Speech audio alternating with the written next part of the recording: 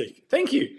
Okay, yeah, so tonight we are doing a walkthrough of the book series and the online portal. You can see that now. Great. All right. So we're going to dive right in now. And this first webinar is focused kind of on introducing these books. I've actually just had a bunch delivered and you can see these and we'll talk through them now. So I'm going to first start off by just chatting through a few things in terms of chronic pain and why on earth you would write a series of books about this. And I'm really excited to explain what the work from my PhD and where the research is heading now. So chronic pain in children exists. That's first off a really important point to make. Approximately 1 or 2 kids per classroom on average are affected by some form of chronic or recurrent pain. When they have chronic pain, the data shows that they miss 22% of classes on average. So that's the equivalent of like 1 day a week, but across primary school or high school, that's a whole year miss. It's an enormous amount of class. So participation in life is a big deal when someone has chronic pain. It typically emerges for the majority at around the age of 10, but there's definitely kids younger than that, and definitely into adolescence it starts increasing even further. And the other thing relating to chronic pain in children I want to highlight is that stigma occurs. And I can think back to my own childhood growing up. I didn't know that there were kids in my class with chronic pain. And I think I would have been better off being aware that that was the case. So pain science education is the research has kind of established it as a foundation to guiding a biopsychosocial approach to healthcare for pain.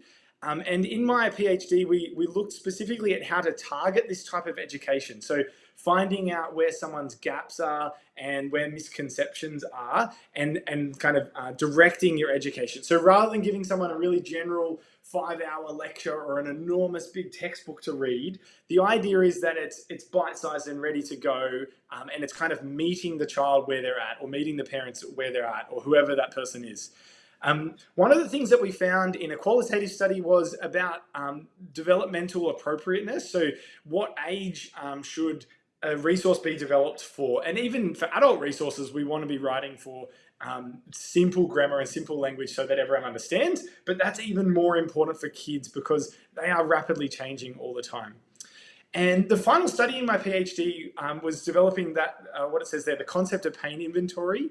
And this tool is just a brief questionnaire that enables this kind of targeted approach of education.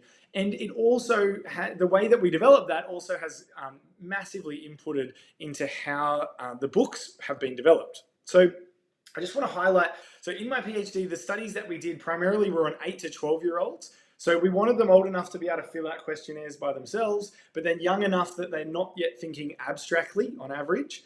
But what we've found in the testing of these books over the last 5 or so years is that younger kids could benefit too. And I mean, like our 5-year-old absolutely loves them.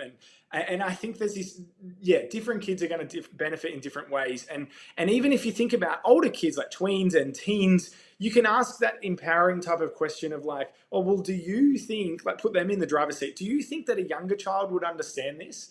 And so then the teens engaging with the simplified content, but they're having to like take it on as an educator rather than as a learner. Is that making sense? I hope we're tracking. I will mention there's a Q&A function in Vimeo here that I can see. So if you want to, thank you for those people who have said that the mics are working. But if you have questions along the way, you can jump in and I will go through them at the end. So let's talk about this book series. So when you open it up, Zoe and Zak's Pain Hacks comes in a big box. It feels amazing, by the way. And then there's the 5 books. So Zoe Zoppins Nails It, Zoe Zoppins Lights It Up, Zoe and Zak's Brainy Venture, Zak Zoppins Retrains His Brain, and Zoe Zoppins Action-Packed Action Plan. So these 5 books all come in a pack. And why did we not just make this one book with 5 chapters? Well, some of the work I've done with TED Ed, doing animations and different resources I've worked on, the nature of a bite-sized resource is so useful in a clinical setting or in a school setting because it allows for like a choose your own adventure type of approach. It's more interactive than saying, okay, read chapter 4, now read chapter 1. Like, that doesn't feel right. Whereas for the kid in front of you, it might be very appropriate that you start with the 4th book. And we're going to talk more about that in the second webinar next week. And that whole webinar is devoted to where should I start? And we're going to go through some different cases in clinical settings, at homes and in hospitals and in other clinics as well. And I think the other big benefit for us in developing a series all at once from the get-go, and there might be more books down the track, but these 5 books, being able to do them all at the same time, meant that we created a whole world. And you can see the common threads. Like, you can see that Zoe reflects upon what she learnt in other books, and some of the jokes and little Easter eggs kind of carry over between the books. All the names, a lot of the names start with Z. Like, kids love reading rhyme. There's different rhyming patterns. Like, we're able to shift a lot of the tricky parts of developing one book. We kind of overcome by making 5 in one. So it is a whole package. But there is a bit of choose your own adventure to it. So you might be thinking, okay, like, I had no idea there's anything to even learn about pain. Like, what do you even think when someone feels pain? What's a kid meant to know? And there's a lot of research that's gone into this in the past few years. And actually, it's built upon the past few decades of pain education research. So the 5 learning outcomes, you can see the books 1, 2, 3, 4, 5 there. The first book is feeling pain does not necessarily mean my body's damaged. Number 2, so many things can turn the volume of my pain up or down. Book 3 is my body has powerful protectors. Book 4, I can retrain my body and brain. And book 5 is about my action-packed action plan. And so when I talk about mapping it, what exactly do I mean? Well, if you look at Hayley Leak, if you put on Channel 10 right now in Australia, you would see her on TV on Survivor again. But she's also a pain science researcher, and she has done some cool studies that I've mentioned here, but there are other studies out there doing similar things. So that first one, what do patients value about learning about pain? And these are adults who have recovered from chronic pain and are doing really, really well. What education did you learn that helped you get there? And so the themes that came out were, if you look at 1, 2, and 3, you can see how they map onto the book. So like in the second study in the bottom left, it says 8 key learning statements. And this was an iterative process over several years where they went back and forward with consumers and clinicians and experts all around the world to come up with what are these key things that we should be teaching patients about pain. And that's an important word for now because it's people who are already challenged by chronic pain. And you can see how if we just use the red ones as an example, so in that top left, it says thoughts, emotions, and experiences affect pain. And in the bottom left, number 3, the red one, when it comes to pain, everything matters. And in the kids' book, the way that you would phrase that for a concrete thinking 6 to 10-year-old would be a metaphor about volume. Like, kids are always good at turning the plus and minus button on the TV or the iPad. So many things can turn the volume of my pain up or down. And it's introducing these biopsychosocial influences, things like thoughts, emotions, and experiences. Can you see how they map? The only one out of those 8 learning statements for adults that we haven't included in the books, and this is very intentional, is number 8. All pain is real no matter what is causing it. And that's because in the interviews we did with kids, this age group doesn't really understand the word real overly well, and it just makes things more confusing. So what we've done on the online portal for the kids who are older and who want to dive into that kind of idea, we have some activities that are printable and interactive that you can work through, but in the core kind of curriculum, that's not part of it. Great. All right, so that's a bit of the nerdy stuff out of the way. Let me talk through the books just so that when you open them up, you can have a look and see what you think and where you might start with different people and children that you work with. So the first book is the green one. It is, I guess, if you think about if you read the literature about kids who have done really well with chronic pain, one of the most recent papers, Rhiannon Jocelyn, she's in the UK, she published recently about this idea of a turning point. And kids often look back and say, there was this moment where I took control, I became the boss again.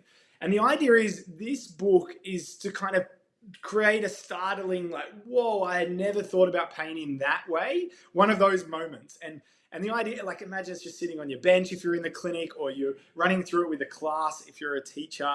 And the idea is it's a really, really surprising story. It's a famous, well-known anecdote. It's not like it's a randomized controlled trial or anything overly rigorous. It's a story about a guy who had a nail. He thought it went through his foot and he felt extreme amounts of pain. And we see this a lot in experimental studies. People feel a lot of pain without tissue damage. What's really interesting is once the nail was removed, it was like, oh, I didn't have damage, and then the pain settled down. And it just raises this idea of how often is pain there without damage, and how often can you have damage without pain, like those surprise bruises and stuff like that. So it's kind of a startling book, but it's easy to swallow, I think, for the average child. And one of the nice things it tackles head on is a very common misconception when you're engaging in pain science education. And that's when someone says, oh, are you saying it's all in my head? And so this book is a great starting point. At the end of each book, so when you finish the rhyming story, you guys can see that kind of, it's only tiny in the corner, sorry. But so at the end of each book, there's these pages called Your Turn or in activity pages for kids to work through. And then there's an online portal that you can go to there. And in this section, it allows you to dive a little bit deeper and reflect, because we know that repetition is really important. So not only do we want them to be reading the book lots of times, and you might read it throughout the week and see what you think when you come back. We did a study recently and we gave a video version and a book version, and the video versions were watched once by every participant.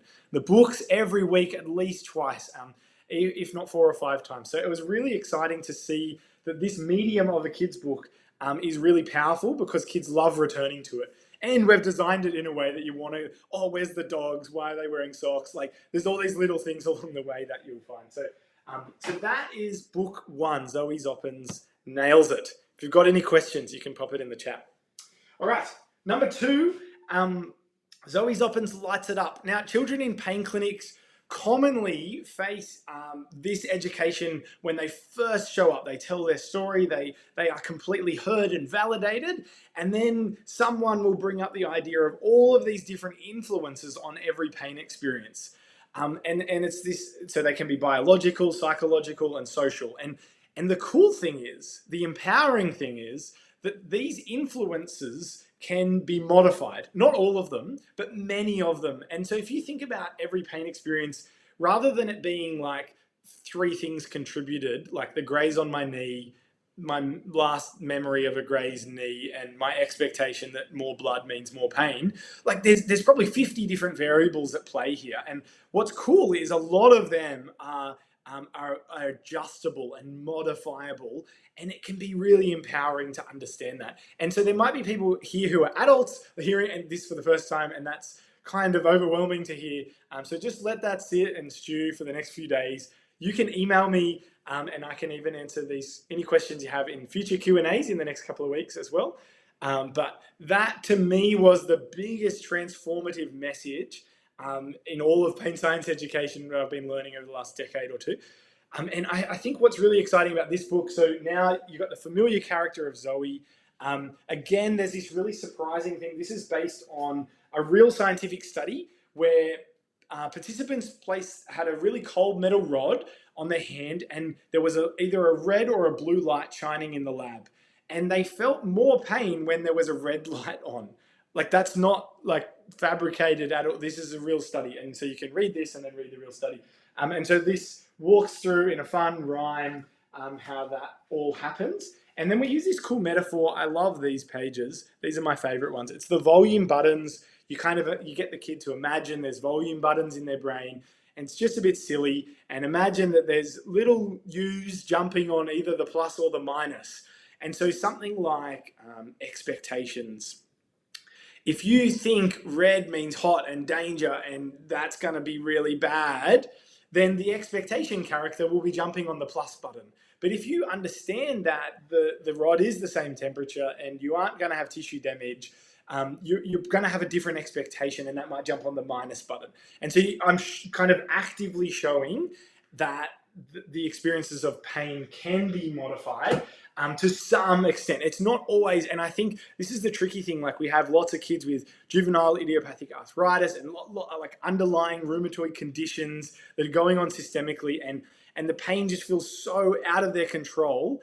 but there still are many different things that you can do to affect. It might not be that you can cure it or fix it or anything like that completely, but there are certainly things that you can do to getting your life back. And so one of the nice things in these books is that at key moments, it redirects the reader to say, hey, have you talked to your health professional about this? Have you discussed this with your parents? Have you considered going to a multidisciplinary clinic if that's available to you?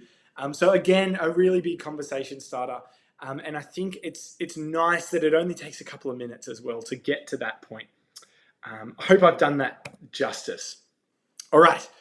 The third book is called Zoe and Zak's Brainy Adventure. And so now we hear about Zak, Zoe's cousin.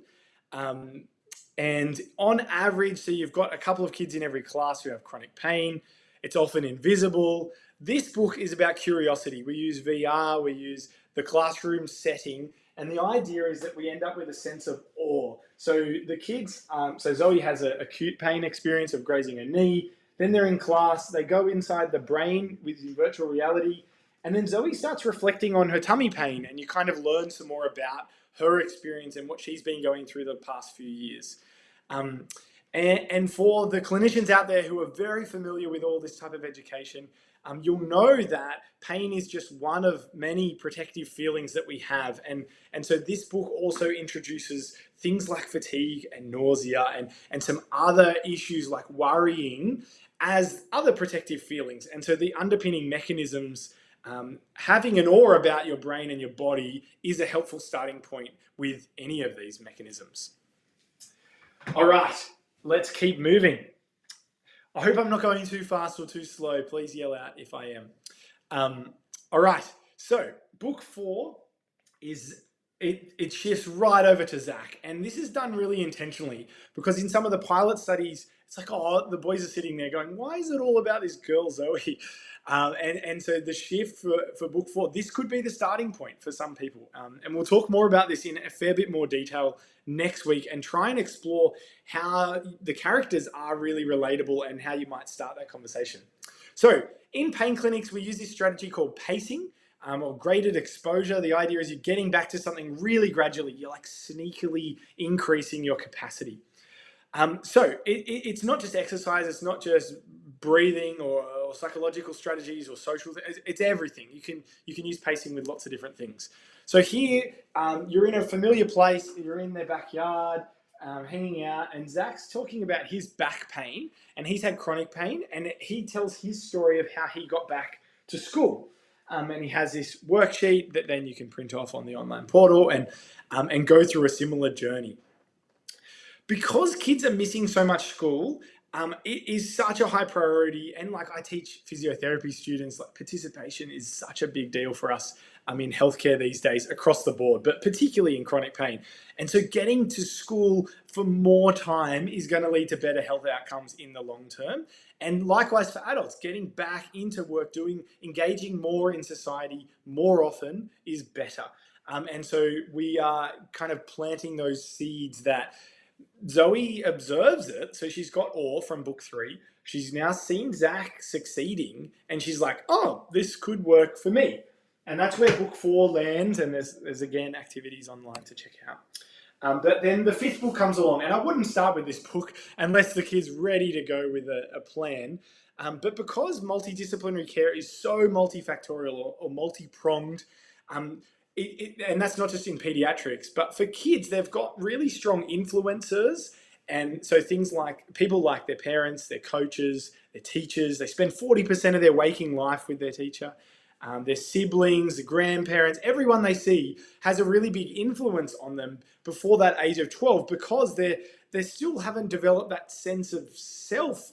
And when I say that, I mean in one of the interviews with kids, there was a girl who said, oh, my mum had a knee replacement and my neighbor had a knee replacement. So if you have pain, just get a knee replacement.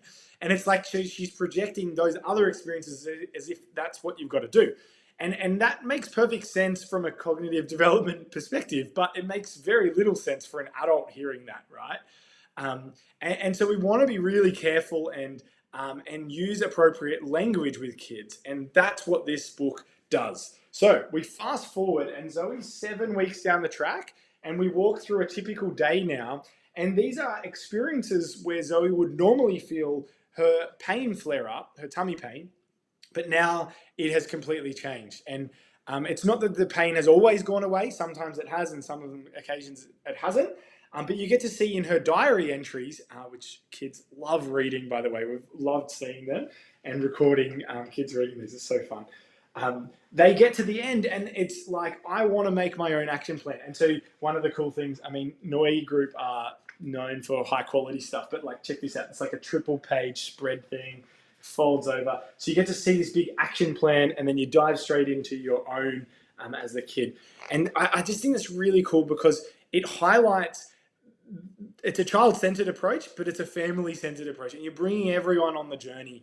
And for a lot of families, kids go and they might talk to their teacher about their pain, and then the teacher brings it up with the parent, and then the parent, they talk to the counselor, and then the team starts growing, but maybe the other parent isn't on board yet and hasn't heard all this information, and they might be saying, be really careful, and then one parent's saying, no, don't be careful, just go for it. And these mixed messages can be really challenging for kids. And so these books ideally are that common language for kids to be able to voice what they're experiencing and start these discussions. So in a lot of ways, we're raising helpful questions rather than spoon-feeding answers, because that curiosity is what's going to provide long-term benefits. Now, several times I've mentioned an online portal. So there's a QR code in the back of each book, or you can go to Zoe and Zak's Pain Hacks. You can check it out now if you want, zoeandzak'spainhacks.com. And if you click on the kids portal, there's a page just like what you can see there with printable stuff, lots of videos, information, extra content. There's me doing magic tricks, all sorts of different stuff. And then if you click on the adults page, there's sections for parents, there's sections for teachers, and there's sections for clinicians. And all of this is all freely available. You can click through it and have a look and see what you think. And this is going to keep getting updated as well. And the nice thing is it builds upon the questions. So you'll finish book one, there'll be a few questions at the back of the book. And then if you go online, there's more questions that build upon those questions. And then the printables build upon that. And so it really is an engaging journey rather than it being this one-off book. Okay, see you later. We're going back and forward. And so that we've started going into schools in a recent study, and that's something that the principal of one of the schools was really excited about, the fact that they could look online along with this curriculum as a class. I want to say a really big thank you, and I want to give some time for questions. So thank you so much to my family, my wife and kids, and everyone has been so supportive over the past few years making this all a reality. The Noi Group team, the publishers are brilliant. There's a list of all their names. They are amazing. Ariane is phenomenal, and she's done so many different roles. The content expert reviewers, so these are researchers and clinicians, world-renowned pediatric experts from everywhere around the world. And the last one there, James O'Loughlin, is the guy on the New Inventors. I got to meet with him and learn about a whole bunch of different ways of communicating with a younger audience. The families, I want to say big thank you for the research study participation that we've seen already and we're seeing ongoingly. And likewise, we've just started going into schools this year. And so there's a bunch of schools participating in some current studies. And so if you're listening and you want to get involved, you can email and find out more info. These things take a long time to get the ball rolling with ethics approvals and stuff like that. But yeah, that's very exciting. And there's people working overseas in a couple of different countries now with different age groups, going into schools, using these books, translating them. The process is starting, but these processes take a long time. So yeah, a really big thank you. And a lot of you know who you are because you spent so much time on it. I just want to say thanks. So I mentioned next week we're going to talk about where to start. In a fortnight, we're going to talk about the evidence. I mentioned this a little bit tonight and touched on some of the science behind the books, but we're going to go in a lot deeper and think hard about what we know and what can we bring from the adult literature. How could these books drive more research and some of those questions? So some of the more clinically inclined audience members might be keen on that one. But we'll still have take-home messages for everyone. And then in the final one, it's for kids. So you can invite kids, they can watch. We're going to show some clips of kids reading and learning. And we're going to think about what's kind of the future of this for kids with pain. Where are we heading in the future. So that is all from me. Thank you so much. It's time for the Q&A. There's contact details. If you want to reach out to me, you can email me or you can message me on social media. And I'll probably say email me after that, but we can message if we need to. But yeah, I'm more than happy to hear any questions that you have. And I think what's exciting from a starting point is that the vast majority of people, from what I'm aware of, it's not a live thing. You're watching this after the fact, and that's okay. So feel free to email me, and I'll pop them into future Q&As, and we can go from there. I hope that all makes sense. What I can do is put me as the main screen. Just one sec. There you go. So now you can see me. I'll just answer a couple of the questions in the chat here. And if you want to add your questions, go for it. Please do. Now is a great time to do that. Oh, it's got my name on the screen. That's nice. So we're learning to live stream as well. It's very fun. All right, so the first question says, is the copy, the concept of pain inventory, available yet for clinical use? Yes, you can use it. Yeah, like the process of validating a questionnaire is an ongoing thing. My current boss says it's like every study is like a brick and validation is a wall. And so I'd be cautious and think about how you're interpreting things like total scores. But absolutely, as a starting point, the sentences in that questionnaire are really, really helpful. And for instance, each of the books map onto 3 or 4 of the items in the questionnaire. And so if you do the questionnaire, you can then go, oh, which ones did they tick unsure, disagree? And then you can jump straight into that book. So it even is more efficient than a back and forward conversation over several appointments. You can get straight into it. The next question is, in schools, is this getting integrated into health curriculums? Is it just in South Australia? No, it's not just in South Australia. So my PhD student, Beck Fechner, is in Queensland. And so there's schools in Queensland and schools where I'm in Sydney in that research. There's a bunch of teams in different countries around the world doing similar kinds of work. And so, but yeah, these particular books and kind of this approach of having bite-sized but a big picture all at the same time is new. Like, this is why we're doing webinars, right? And so it's getting started. But what we've done over the past few years, we've been back and forward with, at least in Australian curriculum, we've been looking at where does it map into the new neuroscience. There's a big push for neuroscience content and in the health and wellbeing content, even into early high school. And so these books are going all the way through primary. There's different spots that it maps onto. And so I will be able to answer this question a lot better in about 4 or 5 months. But for now, the possibilities seem very likely that different states and different countries are going to map the books and the learning outcomes onto different aspects of their curriculum. And curriculums take time to change as well. So that's also this ongoing journey. So if people in the curriculum world are listening, we would love to work with you and start piloting some work in that space. All right, there's a message. I used the copy with permission from me. Oh, that's nice. Oh, yes. Hi. And the results showed where there are pain knowledge gaps. Cool. That's excellent. And yes, I did see your thesis. Well done. It was awesome. I think it's really nice that you can often see like agree, strongly agree, disagree, strongly disagree, unsure. Like, you'll see some different responses, and just looking at the trend, that can often be the starting point. It's like, okay, well, let's not start with the agrees. Let's dive into the disagree. Or if you're trying to get buy-in and work with them, maybe you do start with reinforcing. Oh, it's great that you understand the role of stress or whatever it is. Yeah, you can see very easily how you can target education from those sentences. All right, next question. I might just do two more questions and then we'll stop because it's already been 31 minutes. I'm sorry, I've gone over time. Love these kid-friendly, user-friendly resources. The copy is using a 5-point Likert scale. I'm curious to learn why not just agree, disagree, and unsure only. Awesome. So the question is, why is there a strongly agree and a strongly disagree in these questionnaires? And so when you go onto the online portal, you'll see some of this work coming out in the questions. There's a huge difference, I think, when someone says, I disagree with that, to I strongly disagree with that. Like it could be that moment where you go, all right, let's not go there for now. Like let's reassess in a little while. And those who work in pain clinics have that luxury of going, all right, you're not ready yet. Like let's see when you are ready, we're going to do a program or whatever it is. And so if you're working by yourself in a private practice or something like that, the books might be that starting point where you can start to gauge, oh, let's start with the third book, like, or the second book. It's a bit more gentle. It's less confronting. Or you might go, like, dive in book one, let's confront this misconception head on.